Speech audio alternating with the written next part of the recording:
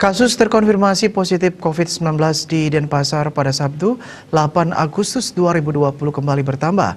Dari data yang dilaporkan, gugus tugas percepatan penanganan COVID-19 Denpasar terdapat tambahan sebanyak 8 orang.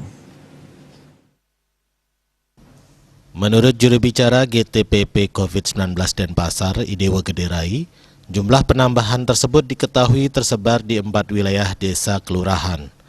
Kasus positif bertambah 8 orang yang tersebar di 4 wilayah desa kelurahan, sementara sebanyak 39 desa kelurahan tercatat nihil penambahan kasus.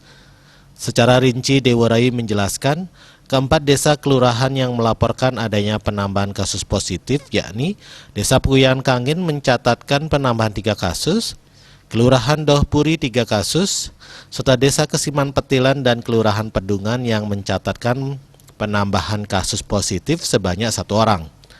Angka kesembuhan pasien kembali mengalami peningkatan. Jumlah pasien sembuh per 8 Agustus 2020 tercatat mengalami penambahan sebanyak 11 orang.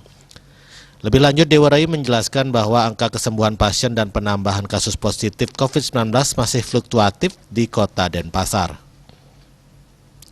Melihat perkembangan kasus ini, Dewarai kembali mengingatkan agar semua pihak ikut berpartisipasi untuk mencegah penularan COVID-19 agar tidak semakin meluas.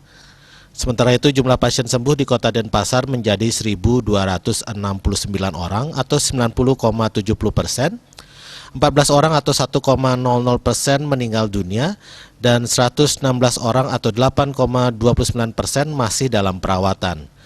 Sementara itu, angka kumulatif kasus positif tercatat sebanyak 1.399 kasus. Asmara Putra